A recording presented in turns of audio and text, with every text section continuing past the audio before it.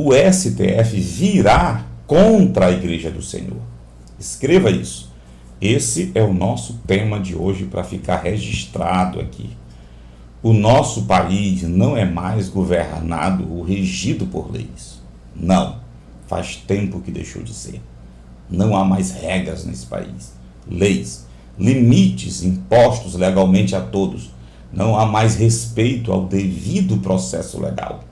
Você e eu não somos mais regidos por leis aprovadas pelo Congresso Nacional, o representante do povo, que em muitos casos já eram prejudiciais ao povo, Mas pelo menos tínhamos esperança de que um dia chegaríamos a um sistema jurídico justo, um legislativo justo, que criava leis justas, um judiciário submisso e fiel a essas leis justas. E isso era o sonho do que poderíamos chamar de viver em uma nação, em uma sociedade onde existe segurança jurídica, aquela sensação de que as leis me protegeriam se eu as observasse, guardasse e obedecesse. Alguém acordou um dia e viu que havia um órgão entre as instituições públicas desse país que era super poderoso, o STF, cujos membros só poderiam ser julgados por seus próprios pares ou por um órgão cujos membros estavam, em sua maioria, cativos em suas mãos, o Congresso Nacional, o Senado, mais especificamente. Os ditadores viraram ditadores dessa forma, quando viram que não deveriam prestar contas a ninguém, que não tinham mais ninguém, nem leis acima deles. Aí viraram o que conhecemos como ditadores. Eles passaram a ditar ao povo o que eles queriam. E isso virava lei. Era a lei do país. Quem dita as normas no Brasil é o STF, o Supremo Tribunal Federal. E é claro que eles fazem isso com argumentos aparentemente legais e aparentemente sustentados por leis ou por doutrinas jurídicas criadas, inventadas, coletadas aqui e acolá para servir ao seu propósito. Mas, na prática e na realidade, só dizem uma coisa. Eles mandam, eles dizem, eles decidem como, da forma e para quem eles querem, segundo os seus próprios interesses. Assista até o final, por favor. Se você não vê dessa forma, ou você é um alienado, ou está cego, porque essas decisões, até agora, são favoráveis a ti e talvez ao teu grupo político ou à ideologia política que te agrada. Mas preste atenção, monstro é monstro.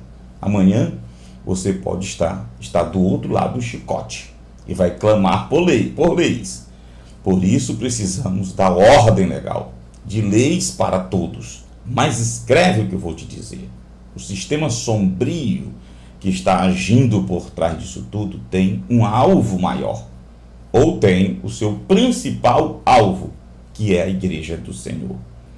Hoje, eles não respeitam o Congresso Nacional e nem o presidente da República, que foi eleito por mais da metade dos votos de toda a população brasileira. Eles não respeitam ninguém. O cenário está montado, o time está pronto para jogar, a arma já está nas mãos deles e já começaram a usá-la. Há uma grande orquestração por trás disso tudo e eles estão ganhando mais força. Não há mais limites e não vai demorar. E as liberdades e garantias constitucionais com relação ao culto, religião, liberdade de crença, de expressão, todas essas garantias serão rasgadas por decisões monocráticas. E isso por simples entendimento de qualquer ministro dessa corte, o STF. Quando houver a menor provocação, decisões contra a igreja virão. Cerceamento de liberdades, proibições, prisões, fechamento de igrejas, decisões contrárias à liberdade de culto, de modo geral, virão.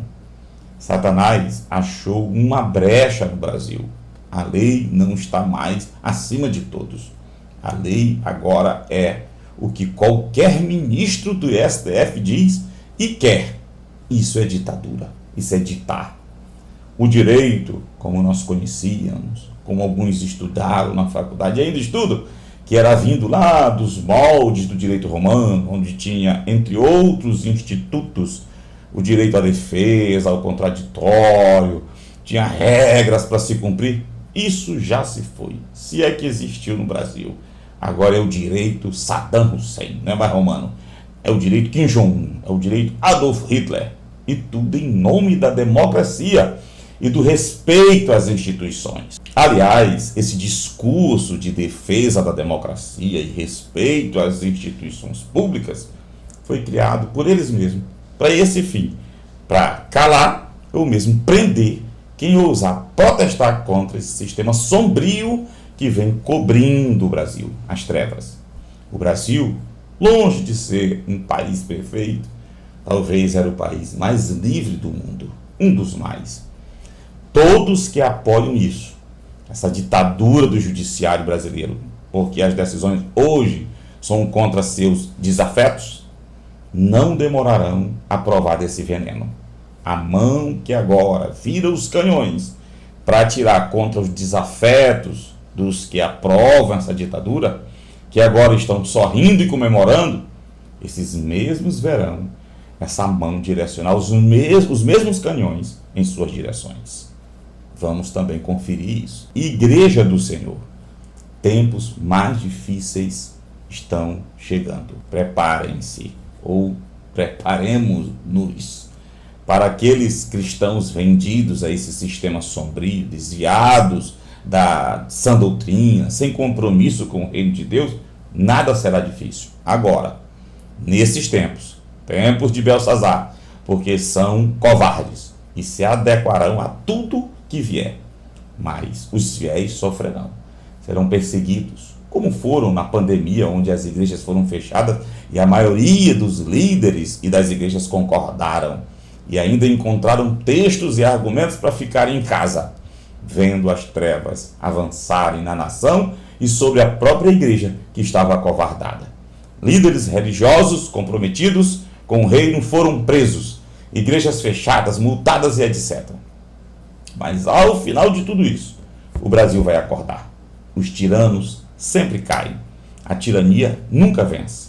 Ao final, as pessoas acordam, a verdade chega e os tiranos são punidos.